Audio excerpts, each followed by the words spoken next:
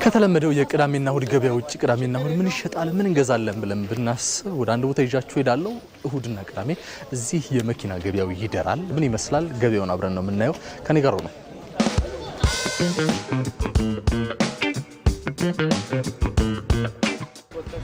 እንደምን አለ አለውለ ሽረዴት ባላለውኝ የሶሉሽን መኪና መሸጫ ስራ አስኪያጅ ነኝ።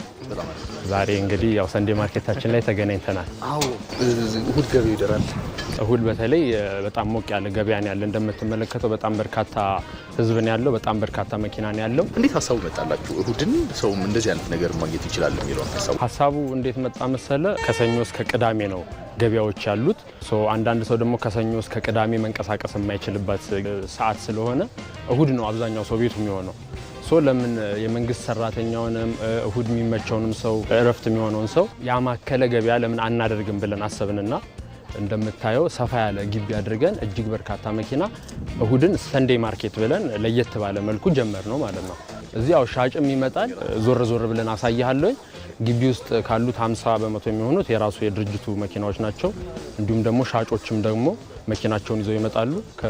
ቀጥታ ከገዢ ጋር የሚገናኙበት አይነት ስርዓት ነው የዘረጋ ነው ማለት ነው። ስለዚህ ነው መኪና ኖሮኝ መሸጥ ብፈልግ ይዤ መጥቼ እሁድ እዚህ መብት ነው ማለት ይችላል። ኤኒ ታይም መብት ነው። መጥቶ ያያል።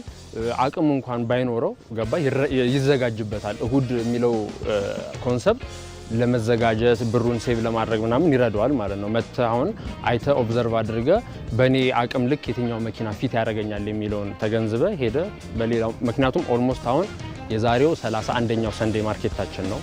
which means 30 ዙር አካሄደናል ማለት ነው። ይሄ ነገር ደግሞ ገና ቀጣይነት አለው፣ የሚቆም ነገር አይደለም። አሁን ይሄ መኪና ለምሳሌ እንደማሳያ 1,650,000 ብር ነው ዋጋው።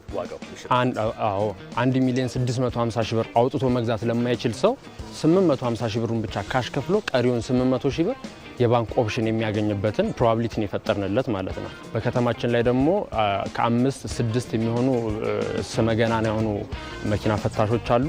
እነሱ ጋር ኢንስፔክት የተደረጉበትን ወረቀቶች አንደኛ የኛን ጊዜ ይቆጥባል፣ የገዢውን ድካም ይቆጥባል፣ ሳንቲም ሚኒማይዝ ያደርጋል፣ ለፍተሻ የሚወጣውን ወጪ ይቀንሳል ማለት ነው። ኤግዛክትሊ እኛ ያስፈተሽ ነው። በተለያዩ አጋጣሚ ደንበኞቻችን ያስፈተሹት የፍተሻ ወረቀት አለ።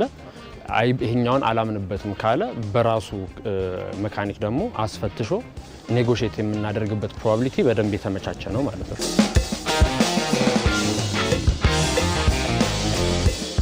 በእርግጥ ዛሬ ለየት የሚያደርገው ምንድነው? እሁድ ላይ ብዙ ሰው ከሳምንት እስከ ሳምንት ስራ ላይ ስለሚቆይ እችን እሁድ እንዲህ ብዙ ሰው ግርግሩን ምኑን ስታየው ያው ደስ ይላል። ያለው ሁኔታውን ገዢውን ጠያቂውን ሁሉንም ያው የምታይበት የምትለይበት ስለሆነ ያው እኛም ገና እየጠየቀን እያየን አንዳንድ ነገሮችን ቼክ እያደረገን ነበረ እንግዲህ የጠራችን። ስለዚህ ያው ጥሩ ይመስላል።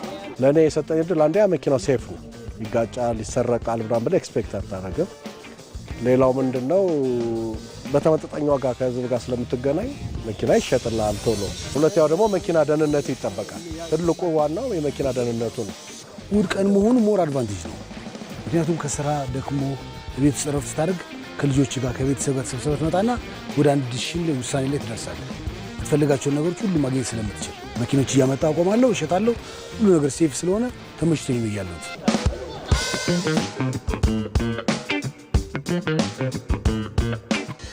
30ውን ዙር ሰንዴ ማርኬት ስናካሄድ በእሁዱ ፕሮግራም ብቻ ማለት ነው ወደ 950 ሰው የሚጠጋ ነው የመኪና ባለቤት ያደረግነው።